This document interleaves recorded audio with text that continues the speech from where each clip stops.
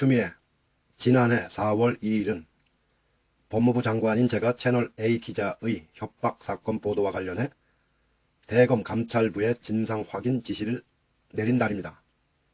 3월 31일 유시민 전 이사장에게 돈을 줬다고 불어라.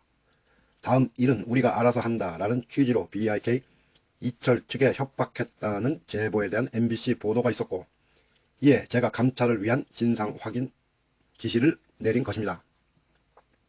바로 다음 날인 4월 1일 윤석열 전 총장과 한동훈 검사장은 전화통화를 12회 그리고 윤 총장의 입이라 할 수 있는 대변인 권순정, 눈과 귀 역할인 수사정보정책관 손준성, 브레인 역할을 한 한동훈 사이에 45회의 단체 카톡방 대화가 오갔음이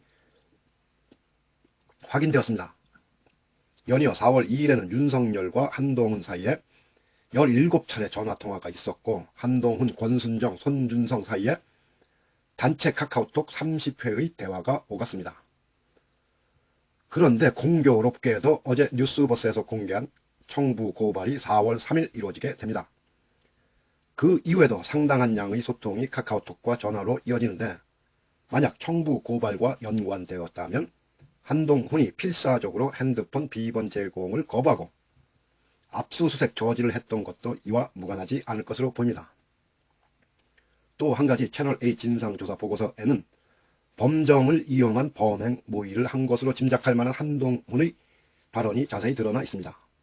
3월 22일 이동재 기자가 한동훈과 대화한 녹취록을 이철 측 대리인에게 보여주었는데, 거기에 한동훈이 이동재 기자에게 제보해 그 내용을 가지고 대검 범정을 접촉해 필요하면 내가 범정을 연결해 줄 수도 있어. 그러면 땡땡땡 같은 친구는 믿을 만한 친구거든. 그러면 정식 루트이기 때문에 법적으로 문제될 거 하나도 없고, 기본적으로 보면 검찰과 한 배를 타는 건데 당연히 좋은 방향으로 가지 등과 같은 한동훈의 발언이 나옵니다. 당시 범정은 이번 청구 고발 사건에 등장하는 수사정보정책관 손준성입니다.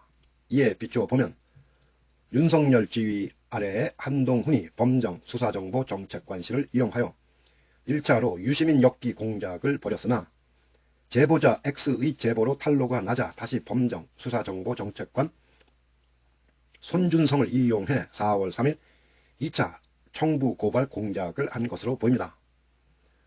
윤석열 부부와 한동훈 등은 모의 기획을 한 것으로 추정되고, 그 흔적이 뚜렷이 보이는 것입니다. 윤석열에 대한 징계 결정문에 따르면 한동훈과 김건희와의 통화가 이 무렵 전후로 4개월 동안 9차례, 윤석열 총장과는 397회 하였습니다. 또 3개월간 한동훈은 김건희와는 332회, 윤석열 총장과는 2330회의 카톡을 주고받았습니다. 왜 지방 근무 중인 부하가 상관과 한 달 평균 100회의 통화를, 그 부인과도 수백 회 문자를 주고받았는지 이 사건들의 모의와 연관성이 명명백백 밝혀져야 할 것입니다.